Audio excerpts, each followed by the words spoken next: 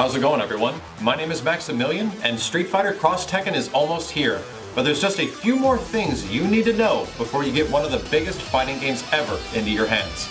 Today we'll be discussing the new multiplayer features, cover the new modes, and then break down the anatomy of how a combo works in Street Fighter X Tekken. You're watching episode 4 of Crossover.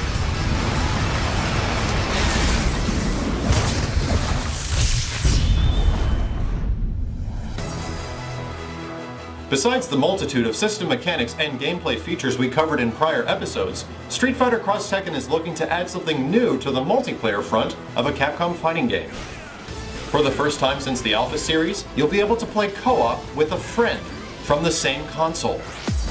Before you start up a match in Street Fighter X Tekken, you'll notice that teams have been separated into the red and blue team.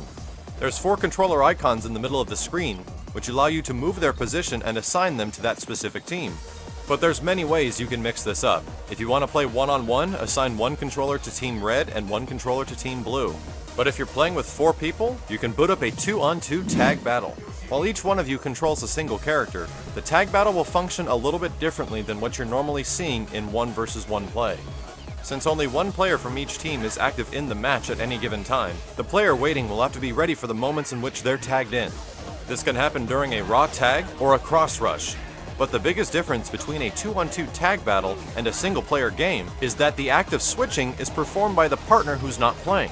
If you want to use that 1 meter to switch in the other character, or during a combo to extend damage, you'll need to communicate with your teammate.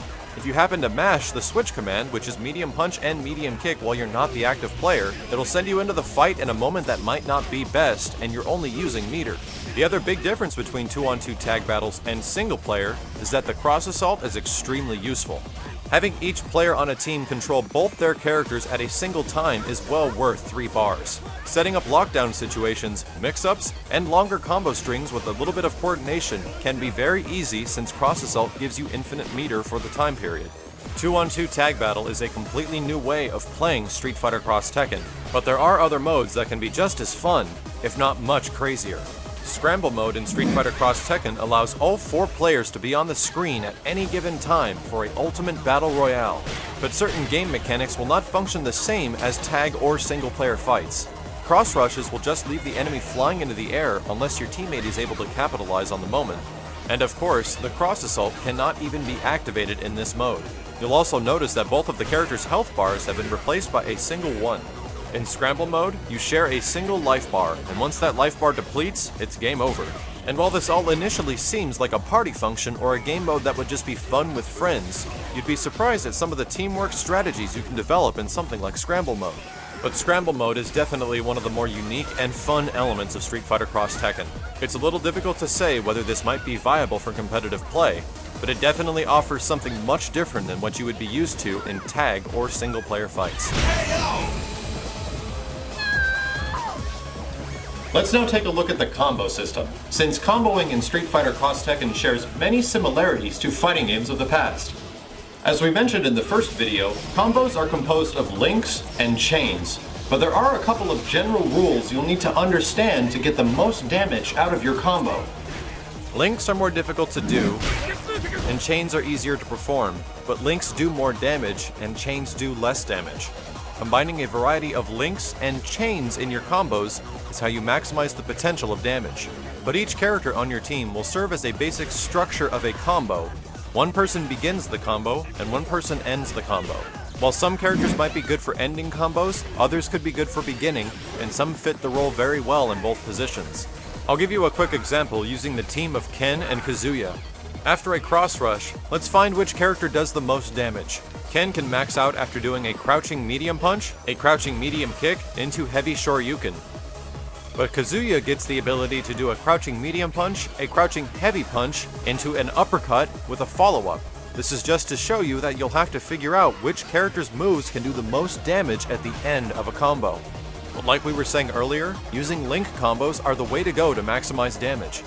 Linking in Street Fighter X Tekken tends to be a little bit easier than it was in Street Fighter 4.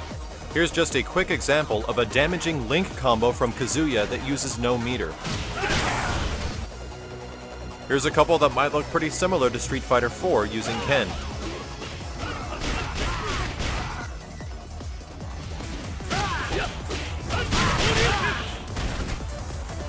Using chain combos can be less damaging but effective in certain situations where you have nothing else to follow up with.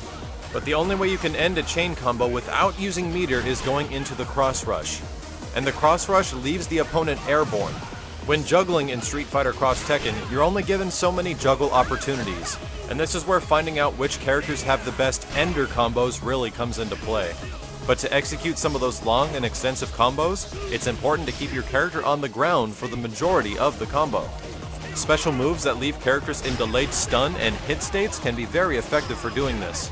Kazuya's Slaughter High Kick and Ken's Heavy Hurricane Kick are excellent examples of this. With these moves and the 1 meter eating switch mechanic, some very long and damaging combos can be created. But using the meter of the switch mechanic is also great for applying pressure and mix-ups. But don't expect to find any easy unblockables. Let's say you're being attacked and the attack is coming low.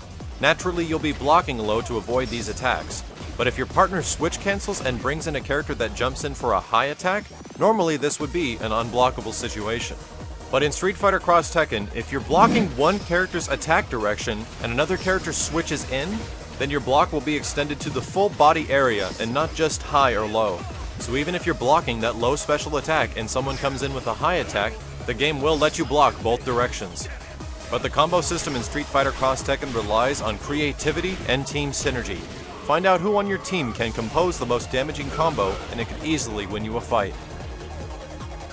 And that'll just about do it for this episode of Crossover. But don't go anywhere. We're going to have much more to offer for Street Fighter X Tekken over the next few months.